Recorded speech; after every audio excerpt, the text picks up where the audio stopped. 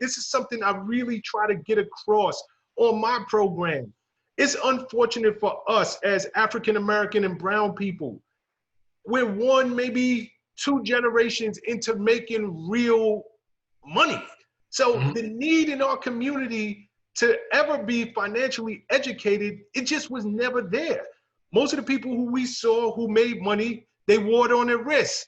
They wore it on their back in terms of their clothes, but they never owned anything. You could see the biggest drug dealer in the hood driving, you know, some of the best cars and went home to an apartment he was paying rent.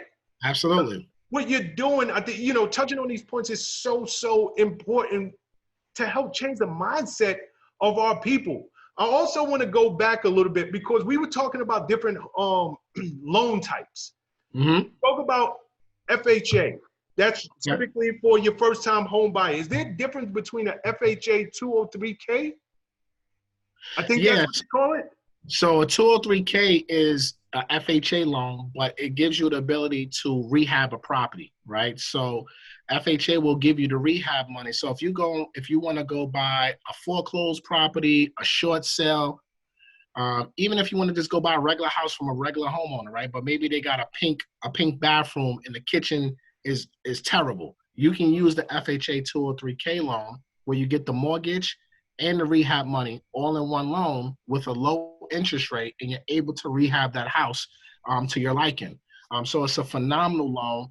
Requirements minimum right now, the requirements about a 640 credit score, and you can put down as little as 3.5% of the purchase price to purchase that home and get the rehab money as well. So it's a great tool for someone who's looking to do rehab.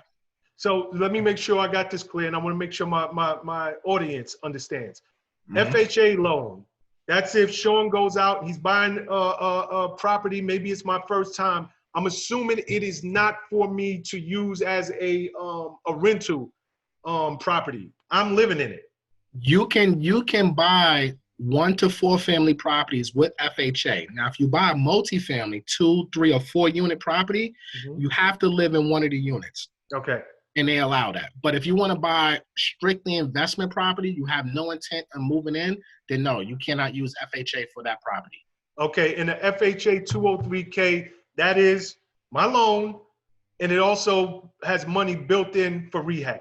Correct. Okay, talk to me about Fannie. You know, we hear about Fannie Mae and Freddie Mac.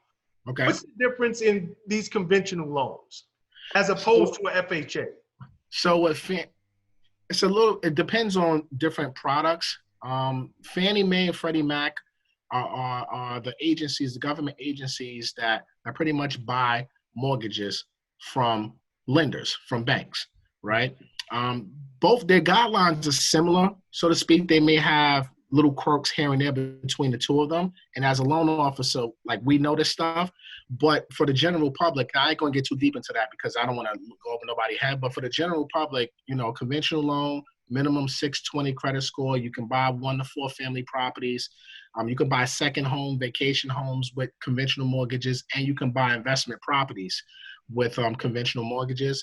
Your minimum down payment could be anywhere from 3 to 5% for a single family, and for multifamilies, depending on the program, it could be anywhere from 5% to 25% for multifamily. Okay, so stop there for a second. Always heard, you know, and obviously I bought properties, but I'm playing dumb. Always heard you have to have 20% down. You just mentioned 3 to 5%. Correct. Correct. What products are that someone would only need to come to the table with 3 to 5%? Any product that's going to be for your primary residence will always require a minimum down payment between 3 to 5%, right? Once you say vacation home or second home or investment property, that's when you need to put down more money. Now, when you put down 3 to 5%, especially if you're going for a conventional loan, when people say, hey, you should put down 20% when you buy your home, they're really saying that so that way you avoid paying PMI, right? So PMI is private mortgage insurance, and that PMI is insurance that protects the lender in case the buyer defaults on their mortgage.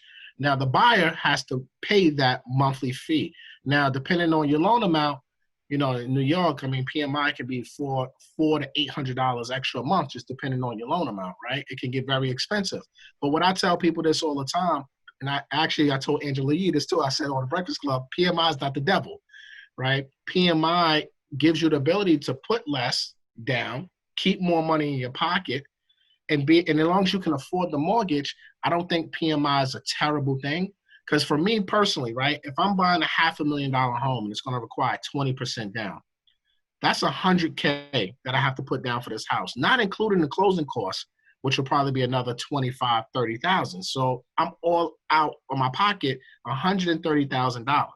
Now, if I put down, let's just say 10%, which will be $50,000, plus the closing costs another 25, now I'm $75,000 out of my pocket. So I'm saving myself about $50,000, $60,000. And if my PMI payment is $400 a month, you got to think about that's $4,800 a year. So in 10 years, you know, that's $48,000 it will take me to get that money. You know what I'm saying? So like, I'd rather keep my 30, 40,000 in my pocket. So that way I can go ahead and now put that money and deploy it like little workers and go make me some money. Now, if you can afford to do that, then that's the strategy I would recommend. But if you're one of those folks, and different strokes for different folks, right? Right. Some people just don't want to see PMI. They don't care. They feel like they're throwing away money. They rather save the money and put it down. God bless you. Do whatever works for you. You're the CEO of your business. You know, real estate is business, whether it's a primary residence or investment property. So you got to be a CEO. Make your decisions accordingly. It's just my advice. Me personally, I'm OPM, other people's money, brother. I don't want to spend my money. I don't want to spend it. I'm cheap.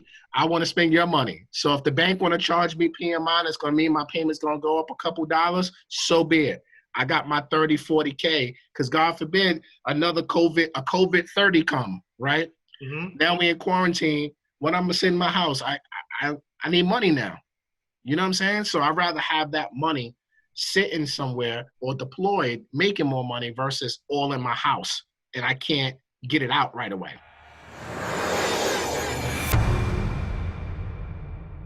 What's up, guys? Thanks for sticking with me to the end of the video. Truly appreciate you. If you like anything you heard here today, go ahead and hit that subscribe button. And if you know anybody that can benefit from this message, feel free to share. Peace and love.